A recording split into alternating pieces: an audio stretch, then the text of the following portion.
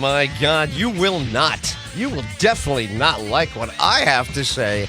That's my whole stock and trade.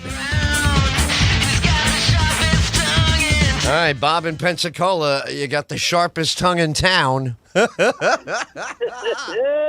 Dude, whatever. What happened? It's been, according to the notes, Valentine's Day in February. February is the way you're supposed to say that month. February. Last time, and I don't know, were you on with me on Valentine's Day? Do you remember that? I don't remember if I was on. I don't know.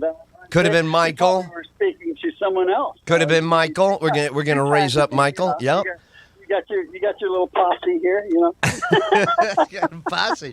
I do. It's no posse. You know, I had a posse in Italy at a park bench. Park bench is all I need. I don't really need much. Give me a park bench with a big overhanging shady tree, and I'm good to go. No amplification necessary, no notes, nothing, no studio, just good people. And I'm getting a hang of the Parlay Italiano. You would love it over there.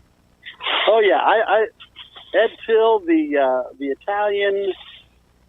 But, okay, so what is your, I don't know, what is your Italian family name? I know Tyll is not Italian family is a great name. It's a great name because I had it wrong all of my life. All of my life, yeah. Proud. You finally learned. Finally learned what my name means, and I had a wonderful misinterpretation. So I was telling everybody that my last name on the Italian side of the family is Divisio. Divisio. And to me, that sounded like made to be a television. Made to be a television sold by Walmart. A television. My name must mean television. It does not, of course. That's way off. But my second hope, again, just instinct. I don't look it up. I only have Google on my phone for everything I need. But I don't look this up. I go, well, Divisio sounds like of life. Visio. You know, Visio sounds like vivo, like VI is very popular in Latin. Veni, vidi, vice, all that. So I'm like, this is good. Wrong again about my own name. Dead wrong about my own name. So why don't you take a guess? It's of something, and the something is, the thing it's of is Visio. It's of Visio. Eduardo of Visio. But what is the Visio to your gut? What does your intuition tell you, Bob? Of Visio. Ed Tyll has bad vision. I don't. There you go. Not bad. See, not bad. This is very good. You went to the eyes. Right, looking Ed Tyll of the eyes, Ed Tyll of vision. That would be good.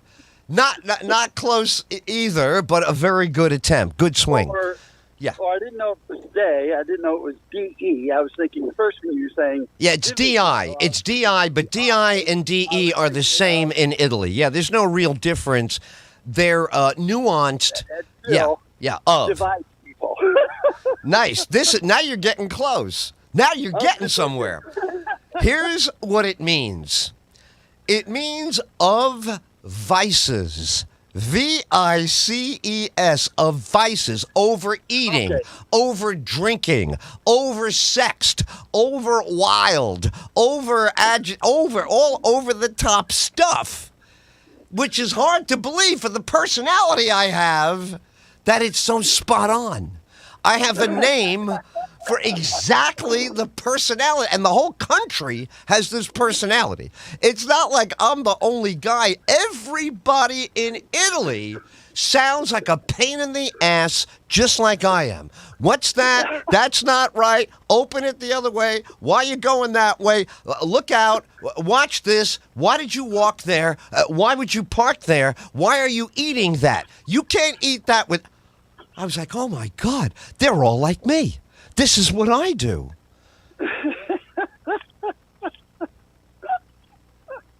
It's disgusting. You know, you want to think you're so unique. Oh yeah, only I think what I. No, the whole country of Italy thinks exactly what you, and they've been thinking it for a lot longer than you have, genius boy. You go over there, and every idea is 3,000 years. You know, it's not just the Roman Empire. This is a big revelation to me. You go there, and it goes way back before Rome. It goes to the Greeks and the gods and the goddesses and temples and paganism. Wild how far back. It goes back to the BC, hundreds and hundreds of BC. My actual town. Just my town. Oof, I'm exhausted already. Like, I feel like I just got back from the airport again. It was pretty wild, man. Wow. Yeah, it sounds like it was a good time. Yeah, I think when you're talking about just things that go back so long, and if we look at, I always think, because it just comes out in our cycles. And I mean, you look at news cycles, you look at everything is so, and it just reminds me that, man, for all our progress, technologically, man himself we have not changed. At all. Still, not even closey close. Not even closey close. Yeah, it doesn't, no. You're right about that, yeah. We have not, what they call, we have not evolved as a species. Forget it. Still just bare knuckles, all the way. Yeah, give me some. And I'm living there. Let me tell you how beautiful. I'm living in what's called the agriculture belt when I'm there. So no smokestacks allowed. No factories allowed. It has to be all organic because they're growing for the whole continent of Europe, eats off of this section of Italy in the ag belt. And the water, the food, it just tastes like none of the other stuff you've ever tasted. Even if it looks like it, you can't get over that they're living in a different environment. It's wild, man. And it's like a bird finds an aviary. Wow. This place is all set up for birds. We're not competing with. It's on the side of the gorgeous mountains, and it then flows into the Tyrrhenian Sea. Oh my God. So, crazy, man. Crazy that exists in the bizarre world that you see on the news. Like I hadn't watched the news in a month. Had not turned on the news for a calendar month. Oh.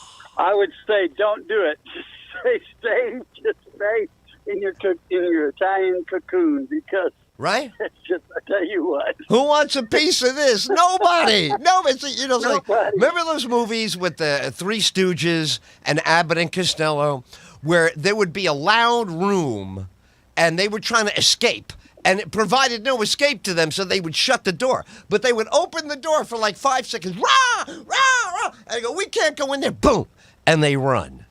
That's what the world is like outside of this little. See, even Italy has Rome and Milano and Bologna. They're all arguing about something. The European Union and the Parliament and, all of that. They'd have a long election day. Oh, my God. You vote for like a week. There's a week's worth of, I'll go tomorrow night. Yeah, no, I'm going to go in Wednesday. And wow. And the police all surround the building, and everybody hangs out after they vote. They stand on the corner about a block away, and they talk all night. Fantastic. Yeah.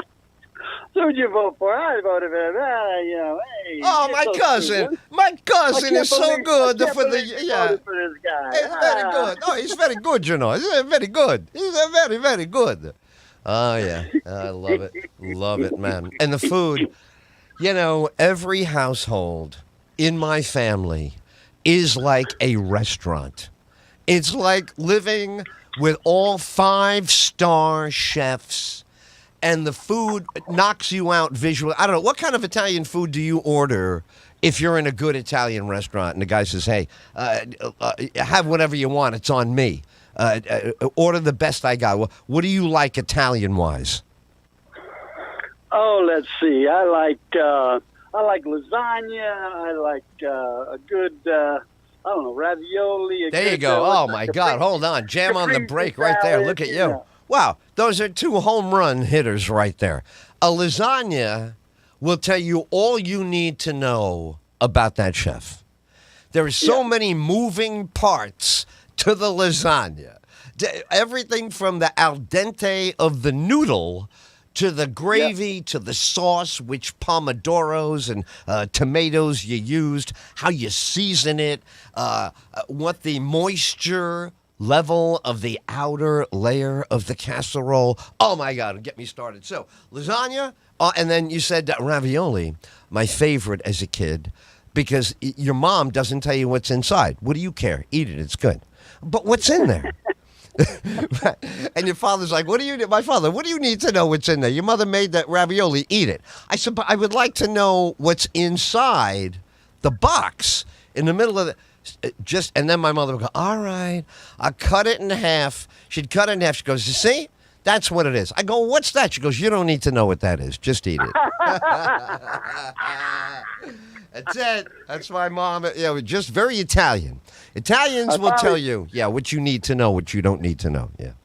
Yeah, we finally found a kind of like a more an authentic Italian restaurant here in town. That's not, not chain. It's not your typical, and it's one where it's like you come in and first thing they tell you is don't be in a hurry. And I'm like, that's Italian right there. Yeah. You come in to eat. Don't be in a hurry. We're gonna cook this fresh for you. Yeah. Don't ask me any questions about when the bread's coming out. The bread's coming out. Don't you just relax and exhale? Absolutely. You got to get the frame of mind that you're going to savor this food. Yeah. Yeah. And these are the specials we're doing tonight, and the chef is going to make it up fresh for you. It's not already sitting in a saucepan somewhere just waiting for him to cut a slice out of it. You get your own individual little what they use is a little cast iron skillet that they put this. Oh, it was this stuff that it was a ravioli with meatball and vodka sauce and oh God, it was so good with the mozzarella melted on top. Mozzarella and of course I like a good give me a good cheese ravioli. Oh, give me a good cheese. Let me tell you, the town. Ricotta or stuffed forget it, man. People manicotti. All together. People are going to laugh when they hear this. I swear it's the truth, okay? People come from all over Italy to go to certain towns to learn how to make mozzarella. Oh, yeah. Just how to make mozzarella. All day in a window, you see 4 young people, usually one woman wants to go for the ride, but the guys can't wait. And they learn in the window all day, folding the cheese, testing the texture all day on the mozzarella in the window. Oh my God, I love that. How much is that mozzarella in the window? That's it. A munch of tutte guiste. Go alla gara. Hey, what do you got? A kiss of cheese. €2. Hang it in the cheesecloth to let the juices flow, and then that's it. Cheesecloth, right? You go, cheesecloth. What is that? Well, you got to learn about cheese to know about cheesecloth. Once you learn about cheese, you will learn about the cheesecloth. Anyway, it was fantastic. The weather here, my house, was lambasted while I was away with blazing heat, then torrential rain, and my lawn looked like Sherwood Forest. I was looking for Robin Hood. It was incredible. Wow. Yeah. So, what do you got? What do you got up there? We've been having up here in the Panhandle. It's like we've had more just heat, and then one day we had some rain. Then we get the little occasional. The other day it was crazy. It was like one cloud would pass over and just torrentially rain, and then it would move on, and you'd get that wonderful steam bath after it passes. All the visitors come here and they're like, "So, what's with this humidity?" Yeah, right. Well, there you go. Right. See, to me, this is climate change, but not caused by anything but the planet. The planet is we're going to be singed. Now, here's the thing. we got to hope that this is not the last heat up cycle. Because in the last heat up cycle, we're getting sucked into the sun. We're going to scorch, burn, and go in there no matter what we're doing. That's what's going to happen to the planet. But you don't know. You don't know when you're on that last ride into the sun. But I feel like now we're going into close. We're going to get some good, scorching, burning decades ahead, I believe. See, we have the advantage of being old, Ed, and living around people that were older than us, because they teach these young people who think this is just, oh my goodness, all of a sudden. I'm like, no, there's heat. We have heat from time to time. You know, right. Heats up. And also we had an ice age. We had an ice age around the time of the printing press. Very close in time there, but you had printing press on one side, the internet of the Stone Age or whatever, and you also had an ice age. So you gotta get used to it. You're on a big ass planet. You're in a big ass planet in a solar system that we're using every day. By the way, all this, I don't want to burn up. I don't want too warm. You're using it every day to stay alive. Maybe you better manage it better and stop complaining that it's getting warm. It's getting warm. That's it. Get used to it. Yeah, it's getting warm. Figure out how and just how spoiled we are with our air conditioning.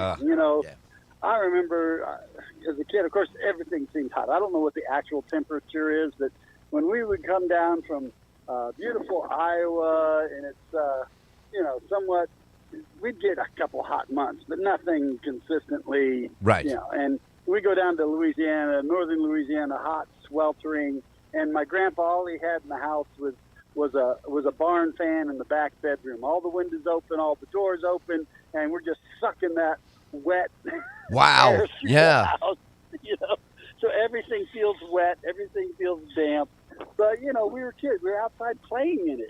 We weren't like, oh, it's too hot today. Dude, you know what? I love it. I love all this. Yeah, I love this because this is also your weight loss problem. You got fat kids, throw them out there in the summertime, make them sweat like animals, and don't let them back in the house to the air conditioning until supper time. That was our rule. We're not allowed to come in. Go find some shade. Yeah. Find a hose and a shade. That's it. And so what? You get a little salmonella. That's good for your immune system. Don't panic, right? You catch something. It's good for you. Oh man, let the water run a minute. Don't drink immediately. Let the water run just a minute. I miss it, man. I miss it so much because I don't know. It's funny. Maybe it's not true. Maybe this is a glossy memory. So maybe I'm just doctoring this whole thing up. We had something to do all the time, and we had no money. So I don't know how we always had something to do, but we shot bottle caps. Like they play foosball today. There was no foosball table for us. We took bottle caps and we shot them with our middle finger on the sidewalk like it was something to do. I mean, it was something to do. And we ran out there and hit the ground and started shooting these things like it was something. I don't know. I don't see like a kid today doing it. They hurry up to get somewhere, then they watch something. They're watching it. On the farm, we would do, in small town country, we would do what we would call dirt clod fights. As they plowed the ground, the dirt would kind of get hardened. Wasn't hard like a rock, but it would explode on impact. So it would look like, like you got hit with something. So we'd have dirt clod fights. Or we'd play King of the Hill, some we had that site going on, and there's a big old mound of dirt, and so you play King of the kids today just can't figure out they can't use their imagination. Everything is this is what I hate. You can't think. You got to imagine something. You got to see a movie or a TV show, then you got to play that show. That was big for us. We'd see a show. Picking up a stick and showing it to my grandson, saying, "This is a gun." That's not a gun. I'm like, "Yeah, look, it's got a shape like this is a gun." Pow pow. Yeah. And you know what? Listen, that's the biggest one, the stick. I remember finding a disgusting stick in the gutter in New York City, right? Who knows what fluids have rolled over this disgusting stick. But what did you do? You sharpened it into a knife and you cut your friend. There you go. That's what you do. Then you find out you shouldn't cut your friend. And you're not going to cut him again. You're sorry, blah, blah, blah. But you learned everything in one day. Stick, sharpen, and you stick your friend. Yeah. Garbage can lid was a good shield. You get out there. Oh, please. The best. The shield. Oh, so and how about make believe flying by jumping off stuff? All of a sudden, you're going to fly now. You're jumping off a rock, and maybe you scrape your arm. Maybe you dislocate was big in my neighborhood. We didn't have a lot of broken bones. A lot of dislocated fingers, knees, where your grandfather or your uncle would snap it back in. You would scream bloody murder, but it was snapped back in, and you kept playing. That was it. Goodbye. Get out of here. Yeah. Don't come back until dinner now. Stay out of here. They don't want you around. They wanted you out there. Yeah. Jump out of a tree and fall on your back, knock the wind out of yourself. It's like, okay, your diaphragm's temporarily paralyzed. And Absolutely. You think you're gonna die, and then Hey, how about, did you ever tightrope anything and fall on your prostate gland as a kid? Oh, we did that, man. We used to tightrope on the sandbox. Sandbox was a steel, flat-topped fence, and we would tightrope it and occasionally fall right on your prostate. Bang! But you don't even know it's a prostate yet. You're a kid.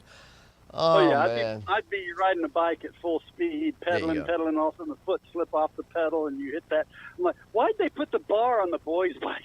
Exactly. Right. Why did they put that castration bar on the boys' bike? Oh, my God. So true. So true.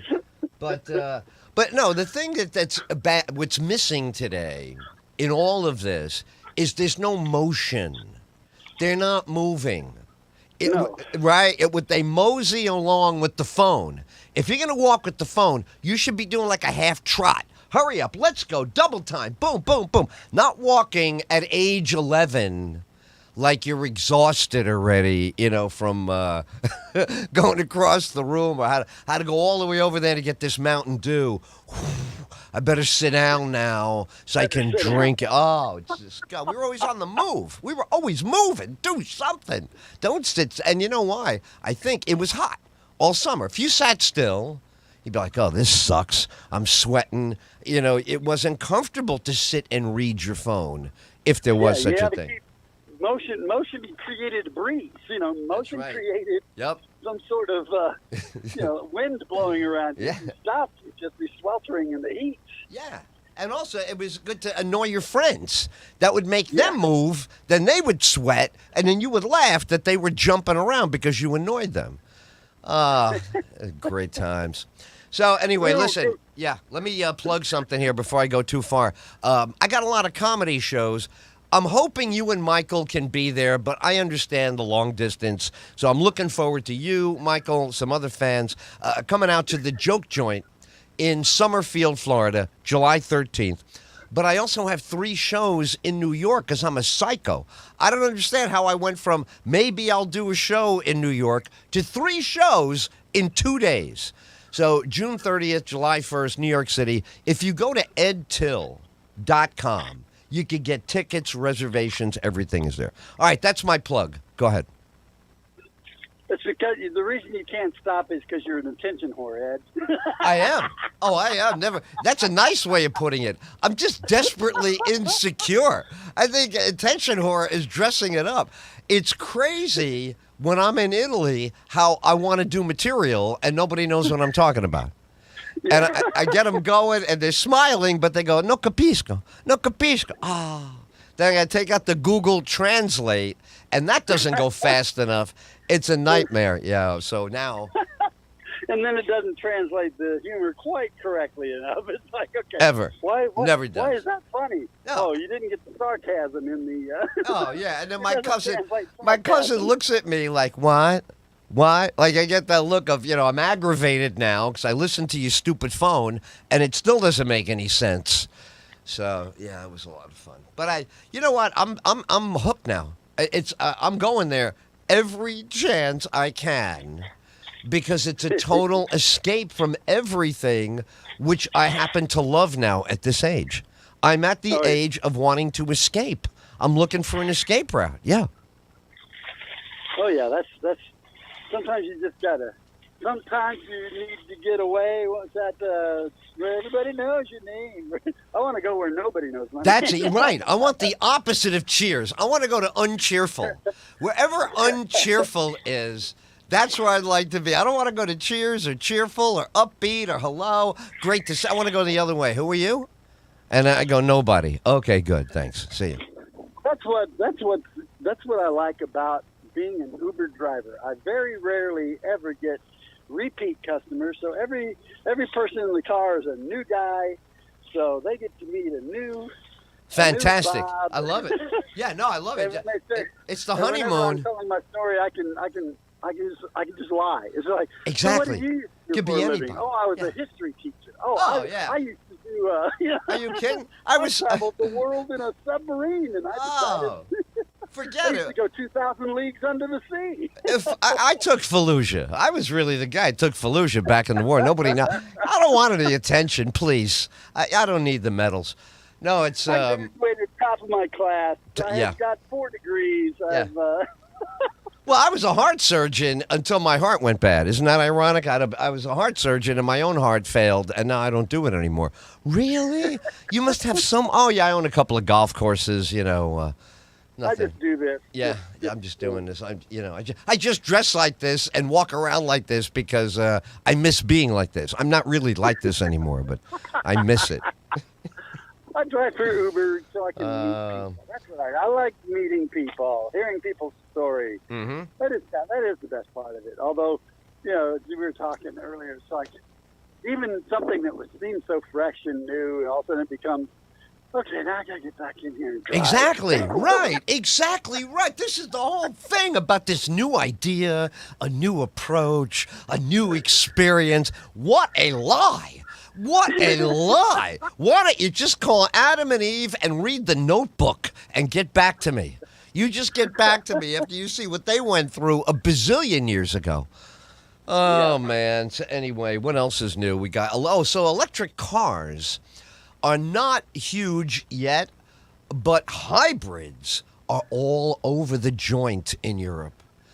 Everything is a hybrid, man. If they could turn off that gas engine, and it's like driving a flashlight.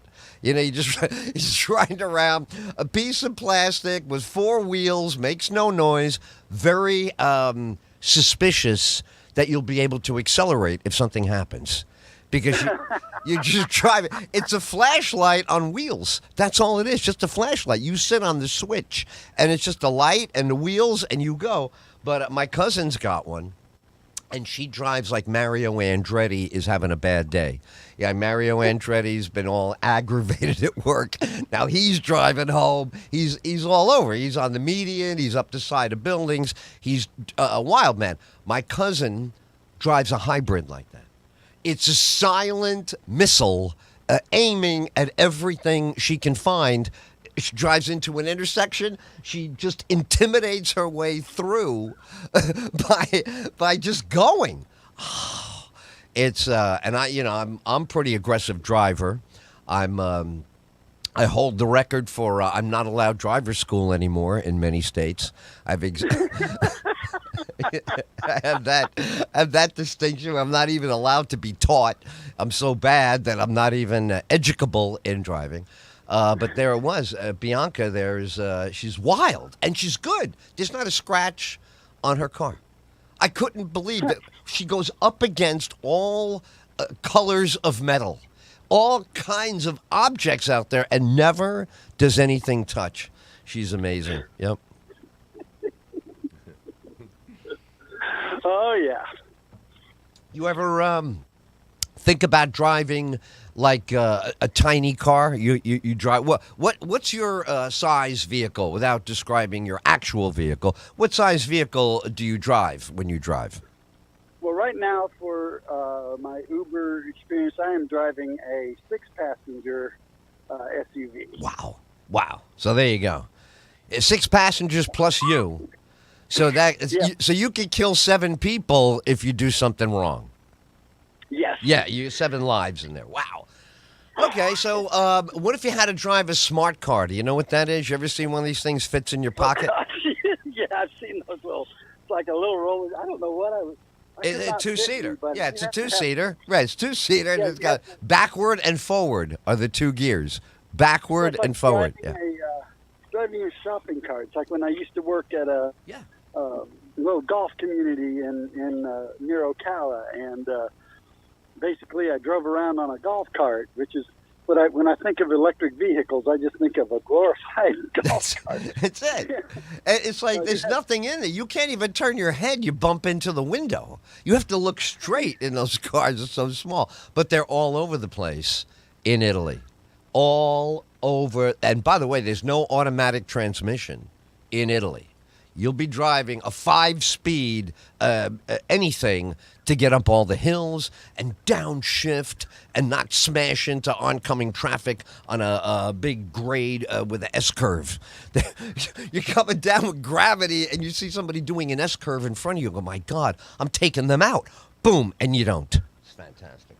Yeah, I remember one time we had a golf cart that was when I think of hybrid, I think of this golf cart. It was a gas-powered golf cart, but the engine would only run when you step on the accelerator. So you'd be sitting there and nothing happening. As soon as you step on the accelerator, you get and it would take off, and then you'd take your foot off the accelerator, and it was like braking. You didn't have to brake. It was just take your foot off the accelerator, and the thing would stop. There was no coast. There was no slow down. That's it. Oh, I love it. It was either you were going or you were stopped. Right. Well, you know what? I could go on because there's so many experiences, right, that over there they're reversing the noise level of the experience. Like, first thing you notice is people do not have their phones out at all. They have phones. It's not like they don't have them. Everybody's got that rectangle in the back pocket or tucked into their waistband.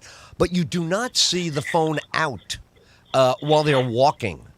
I love this because a couple of times I went for mine and I said, you know something, when in Rome, do like the Romans, man. Put that thing away. Yeah.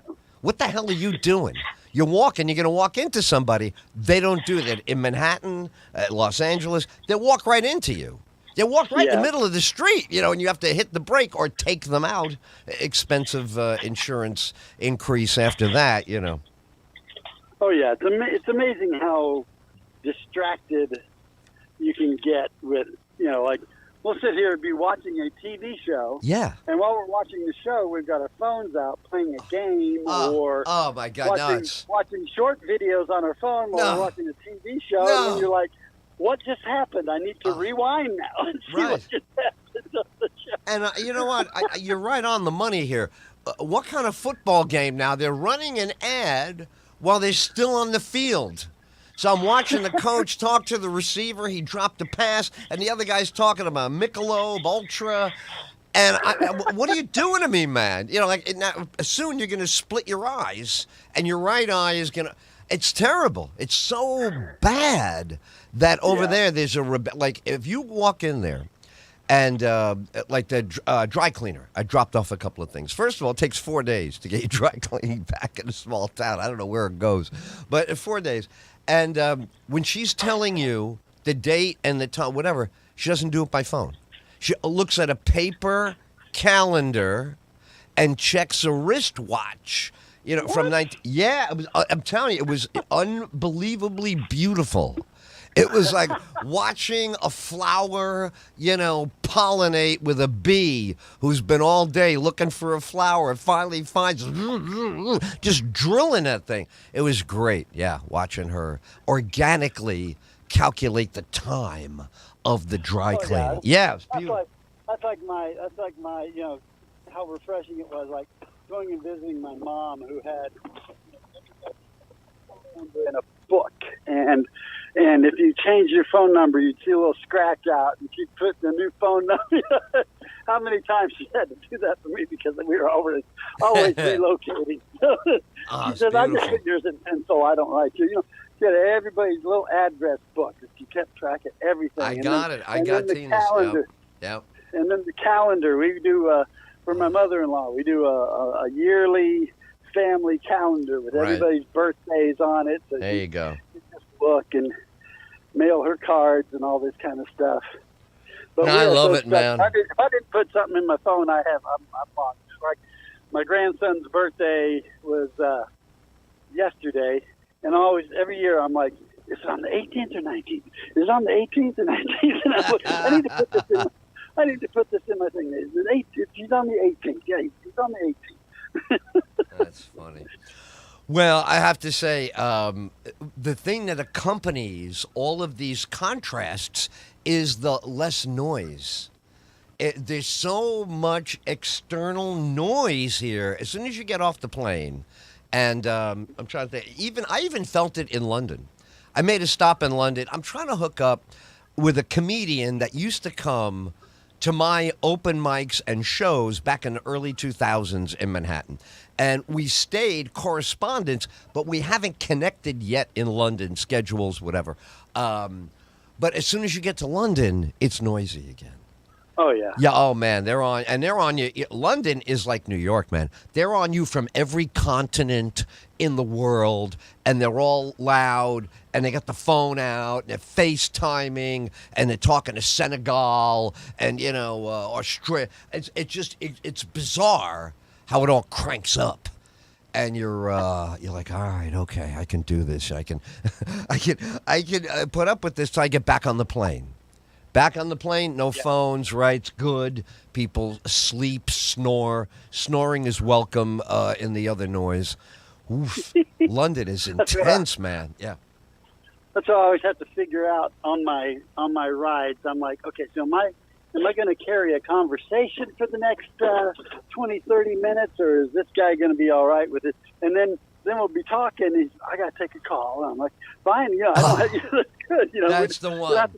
That's the sound. That's the sound of the prison. It's the prisoner's lament. I have to take this. I have to take this call. I got to. I don't want to. I don't want, but I gotta. I have to. I must. It's my boss, my kid. It's the emergency room, the dog. I have to. Or I don't know. They're on the phone, and I think they're talking to me, and I'm just having a conversation with them. I'm thinking, oh, you're on the phone. And finally, I look up in the room, and they're like, oh, you know what I still do? I don't know if you ever did this. I've been doing this 25, 30 years. I still use a dormant phone as a pretend call to talk to somebody I don't want to talk to. I fake the whole thing. I hit the button. I hit my index finger. Hey, what's up? Hey, thanks for calling me back. Right away, because no one comes near you when you're that deep in a phone call. I love that. There's a guy on YouTube used to do a prank thing where he'd take his phone out and sit next to somebody who's talking on the phone, and he'd like answer their questions as they're talking to whoever they're talking to, and he'd respond, and then they'd look at him like, "Are you?" He's like, "I'm on my phone." Oh, isn't that good? That's a good bit. Like, I like that. That's a variation. So we're gonna meet for lunch. Yeah, where do you want to meet for lunch? That's so funny. I love that. That's a variation. That's a variation on a subway game we used to play on the subway. You're sitting next to someone on the subway. They're having the deepest, most serious conversation in the world. They're going through every detail with the person next to them, and you're sitting there with your friend, and you're editorializing on everything that is said. Oh, well, I wouldn't wear that. Oh, well, that's a little early for dinner. Oh, my God, you let him say that? Then what did you do? Did you walk out? No, I gave him more mashed potatoes. What are you talking about? This guy's hungry. Oh, funny. Very funny. So there you go. Those were entertainment sources involving humanity. Instead of having TikTok, that's another one now. TikTok is where you get 1 million views. So if you're doing a comedy show and you want people to know, you got to do 2-second video, 3-second video, but your comedy show. And I hate it because now the TikTok thing is letting me know about everybody on TikTok that's doing something. In other words, I did 2 or 3 TikToks. That's fine. Okay, goodbye. Now I'm hearing from everybody who looked at mine. And already, I'm getting ready to get out of TikTok. I've been in TikTok for 2 days, and I can't stand it because I don't want to know all these people. Well, they're coming from all over the world. It's like London. I don't like London's airport, and I don't like TikTok. There's too many. The world's too big. oh yeah, I'll post something for family and friends or something humorous, and all of a sudden I'll get so and so is following you. I said, I don't know so and so. Hang on, Right. watch this person. Yeah, and they're always in favor of Bitcoin. Everybody that comes near me is pro Bitcoin. You know, this is the biggest scam. I can't wait until Bitcoin gets hacked up and destroyed, and what do you call it there? The dark web, and wait till it all eats itself alive. But Bitcoin, I saw an ATM the other day. You could use Bitcoin. Oh, yeah, no, I would like to take out $75,000 right now. Here's a Bitcoin. Can I use my Monopoly money? Yeah, I want that guy. You show up at a restaurant with some Monopoly money and say, hey, you're a genius. That's the NFT I want. I want the non-fungible token of the guy from Monopoly with the hat on. And I want him moving. He's always running to get money or enjoying money, throwing it up in the air. I like his motion shots. The guy from Monopoly. They shouldn't be allowed to make any more specialized monopolies. I would ban that. If Trump gets in, I'm going to give him a call. Ban all types of Monopoly. Can only be the original Monopoly. I don't want Star Wars. I don't want the Beatles. I don't want anybody theming out Monopoly. It was a bad idea. We got to stop it. Yeah, I used to do a thing with when I was working with different groups. I'd create like Bob Bucks with my picture on it, and here's some things you can do to earn some Bob Bucks. And if you get enough Bob Bucks, you get a discount on this and all this kind of stuff. So it's like, I guess that's the fungibles. I don't know. There you go. To me, it's like the Bitcoin. I guess I don't understand Bitcoin. Of course, I hadn't realized that, basically Bitcoin, what's the difference between Bitcoin and the dollar? Because basically we have, since we've gone off the gold standard, we can just print money. That's why we're able to spend trillions and trillions of dollars, because there's nothing, it's not connected to anything. It used to be the yes and no. Dollar, but now we don't have. But now Saudi Arabia, there you go. Good example. Dollar. Exactly. So now we've got nothing. We've got no gold standard. We're not doing the oil standard. Going to be kind of cut off from us. Good. So That's a good point. Why not some make believe? Absolutely. Why not something digital? Right. What is this mining for Bitcoin? Listen, exactly. What are we talking about? Some guy got a helmet on with a flashlight looking at a computer. But no, here's the thing. The gold standard is a great example. Nobody knows how much gold there is in the world. They keep mining new gold. This is what they do. So it's all been a scam from the what do you call it, the abacus, ever since they had to slide slide those beads to the left, and then the second row to the, it's been a three-card Monte game, of course. Yes, ever since we got away from the barter system where I'll give you 3 chickens for that, I got a dozen eggs for a bag of flour. Can you give me a bag of flour for a dozen eggs? Exactly. And now all of a sudden it's like, I don't have a dozen eggs. How about this worthless piece of paper with my name on it? There you go. Same thing. And why not? Because who the hell wants a bunch of chickens in your wallet? You ever tried? You tried closing your wallet with a bunch of chickens in there. You try to sit down, and you give me a call. You tell me. You owe me another leg. I need another leg. I like, what happened to marbles? I remember we were kids. We used to play cards for marbles and for baseball cards. All of it is fine with me as long as I have enough of it.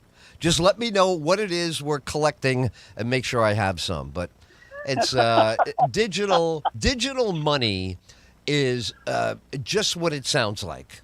Right? Yep. It's just keep going with it. I hope you guys enjoy your Bitcoins and all. But because basically when the grid goes down, ain't none of it worth anything.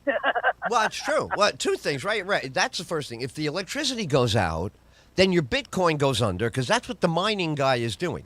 The mining guy is keeping electricity under your Bitcoin like it's a cold chair in your house. He's warming it up. If there's no electricity, the Bitcoin dissolves. So the other one is the guys can lock their Bitcoin by accident, and you can't get the combination. Whatever the password is, if you lose it, the guy lost all of his money in San Francisco because he lost the password.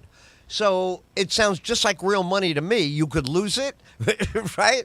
You could, to me, there's no difference, but it makes them feel good that it's digital, right? That makes them happy that they're digitized. Yeah. Yeah, I can exchange. I don't have to carry something around in my pocket. Yeah, right. You know, Why would I want to do that? It's very rare that people still have, cash these days is just like, if I have a couple dollars. Oh, speaking of that, wait a second. I got to tell you what happened. Okay, so Brexit was a big deal, right? Everybody, Brexit. Oh, yeah. So I got Brexit at the airport, and I got screwed because of Brexit. I come out of Europe, and I'm full of euros, and I go to buy a cup of coffee in London. Oh, I'm sorry. We don't take that currency. I said, you just gave it up about 2 years ago. Can't you just break a 5 here and give me a cup of coffee? Oh, no. So she told me to go to the other side of the airport to the currency exchange. I told her where to go, but it was not the currency exchange. Unbelievable. I didn't like that guy, Boris Johnson, at all. He's overweight. He's got bad hair. He's got no self-control. But, he's hanging out with the lunatic there in 2016. Everything's going to be good. We're going to turn everything upside down. And all I got was no coffee at Gatwick Airport. Yeah. That's what I got for Brexit. No. I said, come on. It's a €5. The coffee's $1.50, whatever. She wouldn't even take it for like a $3.50 tip. She wouldn't give in. Well, Ed, it's been great catching up with you. Same I here. look forward to our future podcast.